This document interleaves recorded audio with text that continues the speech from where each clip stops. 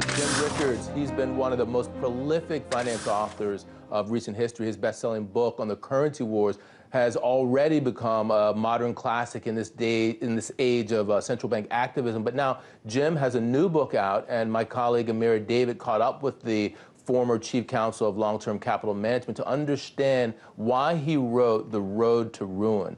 Amira told Jim she had the chance to read parts of his book, and in it, Jim takes particular issue with the financial models that so-called global elite subscribe to. So she asked him why he finds them so problematic. Here's his response.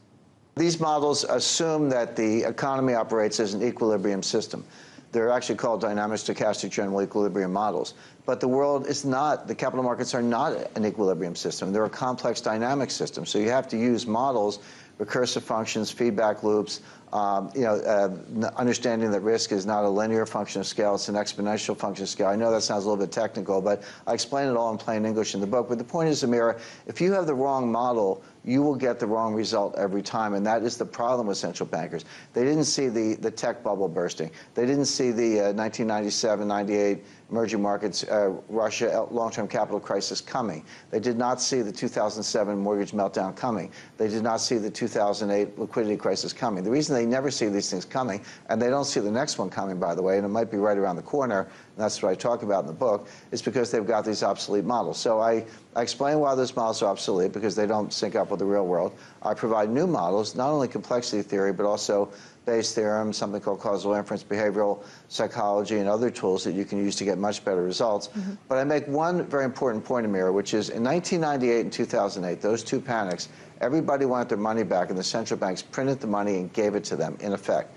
In the next panic, which could be 2018, if not sooner, everybody's going to want their money back, but they're not going to let you have your money. They're going to lock down the system with bail-ins and freezes. Money market funds are going to suspend redemptions. ATMs will be reprogrammed so you can maybe get $300 a day for gas and groceries.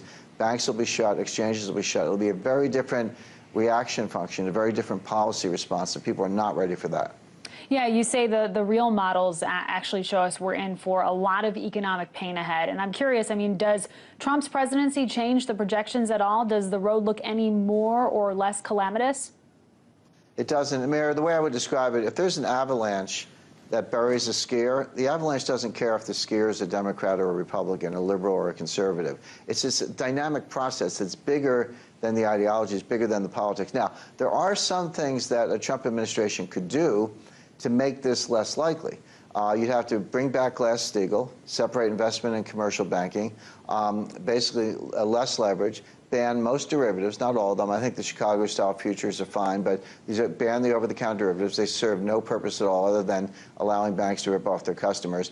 Break up the big banks. You know, when I started in the banking business, J.P. Morgan, there were 20 separate banks that today are J.P. Morgan, and the big ones used to be Chase Bank, Chemical. There were other, there were other very manufacturers, Hanover. There were other large banks that break them up so that if one of them fails, too bad for them, but it doesn't imperil the whole system.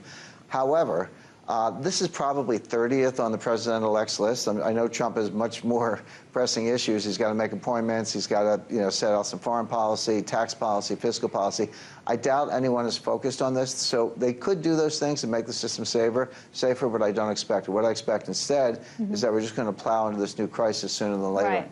And let me ask you about the reverse impact then. I mean, what does a recession mean for a Trump presidency or something potentially worse than what we saw in 2008? I mean, is he doomed by the road ahead?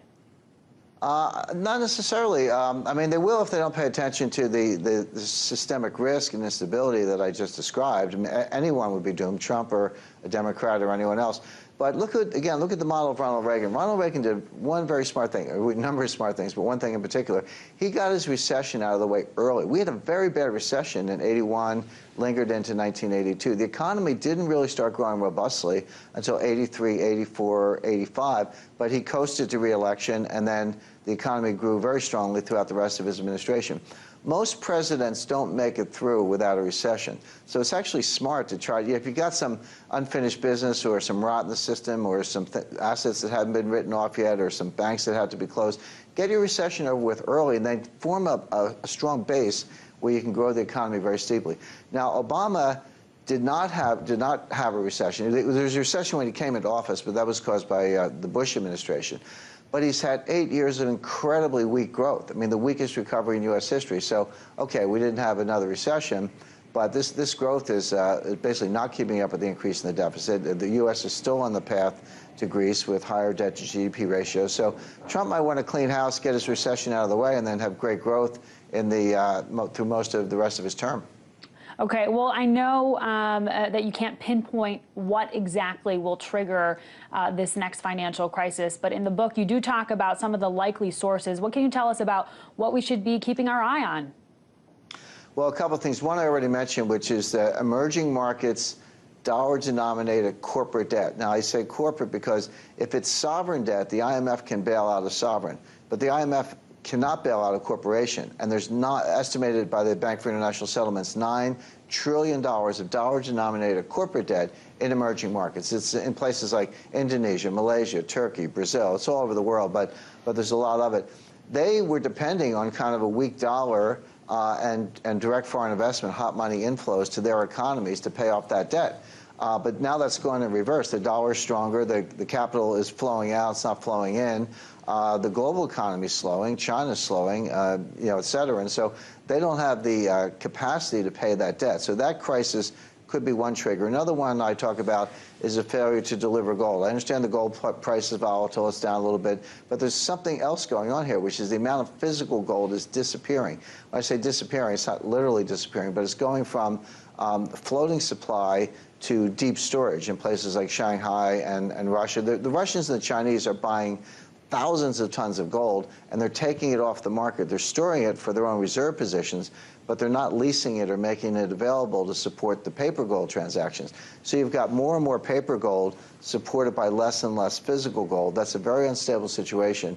Sooner than later, some dealer or some bank is not going to be able to deliver the physical gold, and that could start a gold panic and spike the price of gold, which is the equivalent of a rapid loss of confidence in paper money.